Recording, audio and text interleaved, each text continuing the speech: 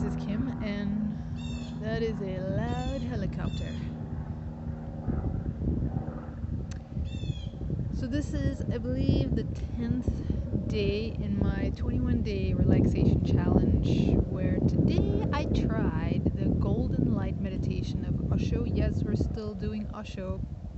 He's got quite a number of meditations, so still got a few to do. And so this one is just a 20-minute one. It's kind of a quickie. In the morning, right before you wake up, like that is what's suggested, where you just need to lay down flat on your back and put some music on. And what is suggested is to, with your, just like focus on your breathing, and with your in-breath, imagine that there's a golden light coming from the into the top of your head, through your body, out the tips of your toes, and with your out-breath, imagining or envisioning that there is a dark river flowing through the tips of your toes, through your body, out the top of your head. And there's a whole theory behind what that represents.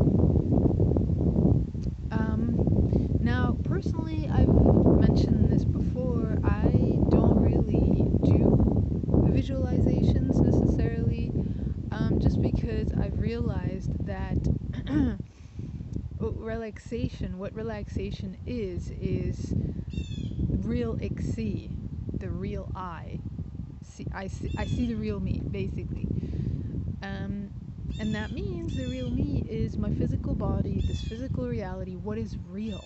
And anytime that you're going to mess around with visualizations, imaginations, you're working with your mind, and you're sort of creating a friction with what is real, with simple physical reality. And so I've actually found that when I use visualizations, that I create friction.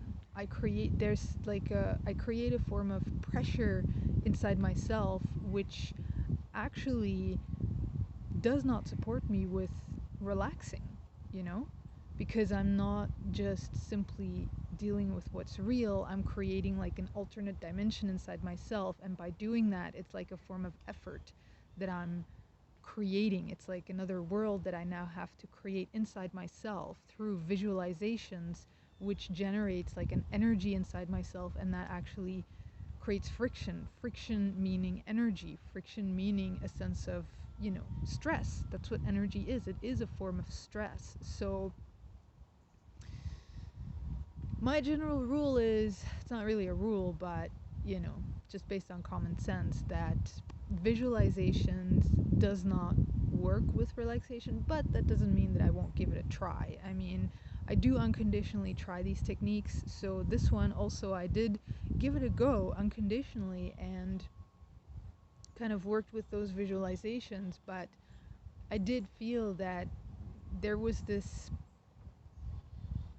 friction that I was creating within myself, where I wasn't simply working with the simplicity of myself. I was more just, trying to do something, and to me that's not what relaxation is about.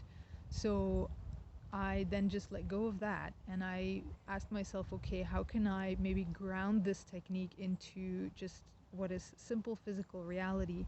So I just focused on, with my in-breath, the fact that I'm taking oxygen out of the air, which goes through my lungs into all the cells of my body, and then with the out-breath, focusing on how the cells of my body are giving and releasing carbon dioxide into the air. So it's just really focusing on that simple physical process that takes place of the in-breath and the out-breath.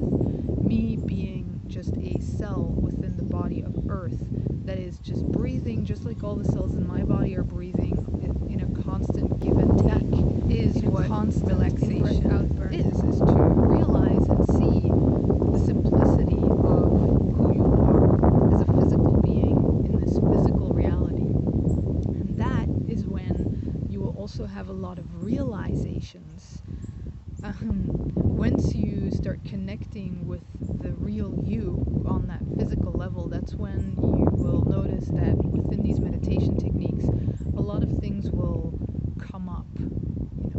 You will start to realize and see a lot of the ways in which you've throughout your life come to separate yourself from the real you.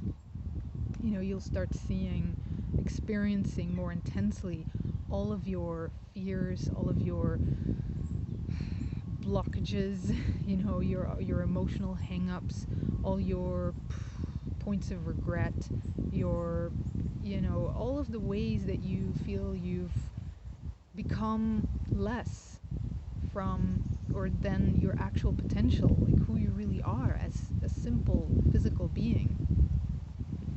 And that's why oftentimes these meditation techniques can be challenging, because it brings up a lot of stuff inside of us, and that brings up resistance. We start resisting it because there's so much stuff coming up.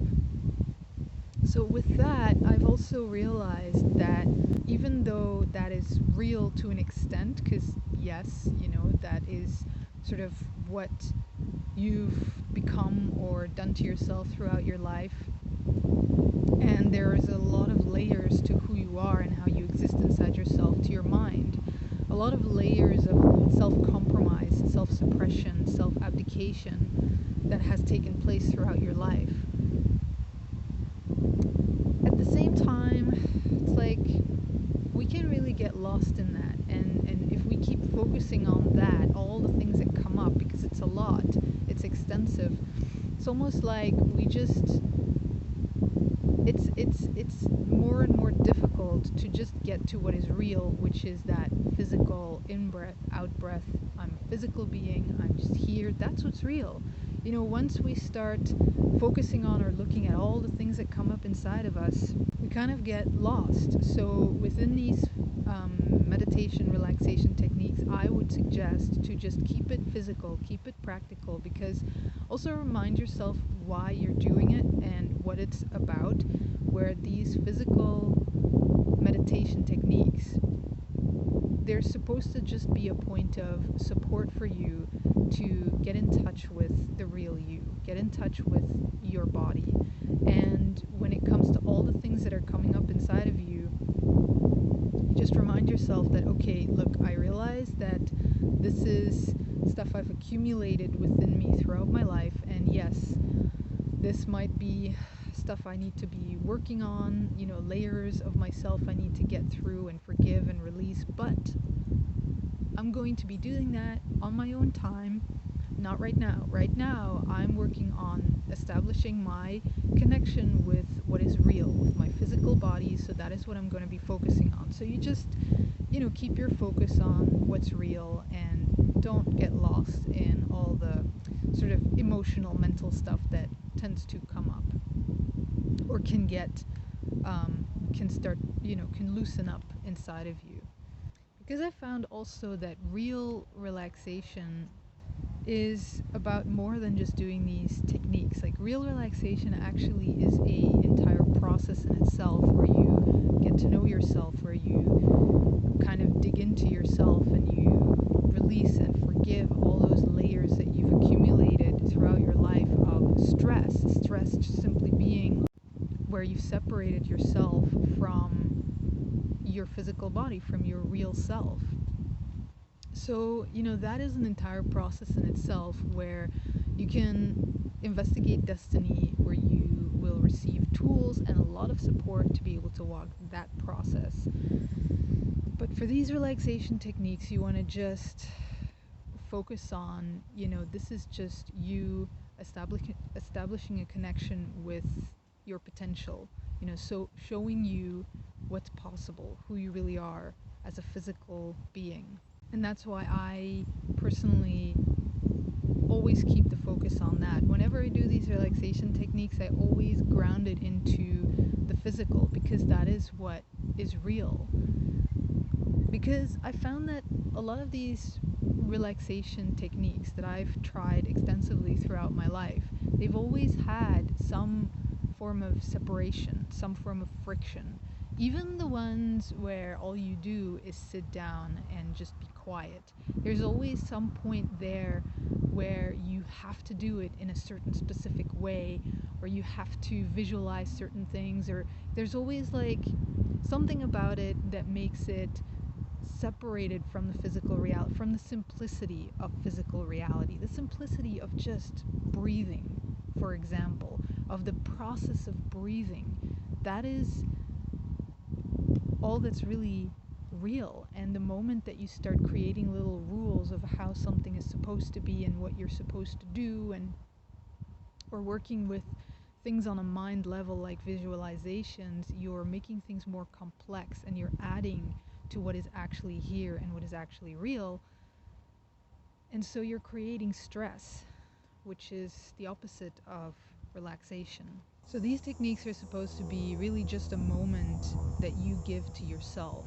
And within that, it's symbolic in a way where you actually make that statement of, look, I'm just taking even just 20 minutes out of my day in the morning that I'm giving to myself, because it's so easy for us to think to ourselves like, oh, it doesn't really matter, it's not important, I've got so many different things to do, I should just get to them and focus on that. And then we end up, kind of living our lives in this busyness all the time, and we get lost in that, and we never really pay attention to ourselves. That's why oftentimes I found personally that these relaxation or meditation techniques, it's so hard to just make that decision of, okay, I'm going to do this, I'm going to do this every day. Because there's always some reason in my mind for why it's not important. I can postpone this, I can do this some other day, not now, I've got things to do, but not realizing that me saying that I've got other things to do is actually me making a statement that I don't think that I'm important enough. I don't think I should be paying attention to me. I don't think I deserve a moment for myself where I literally focus purely on me, on the real me, my physical self. So I found that there is a symbolism there that is actually important and that matters, of you just making that statement of, okay, I'm going to actually pay attention to what matters, which is me. I'm going to place me first, and I'm going to do this, and I'm not going to listen to my mind. Because that's also the only way that we as humanity are ever going to be able to create any change in this world. Because what is the problem with our existence in this world? Why is it that the world is so, pardon my French, fucked up? It's because we don't pay attention to what really matters, to life.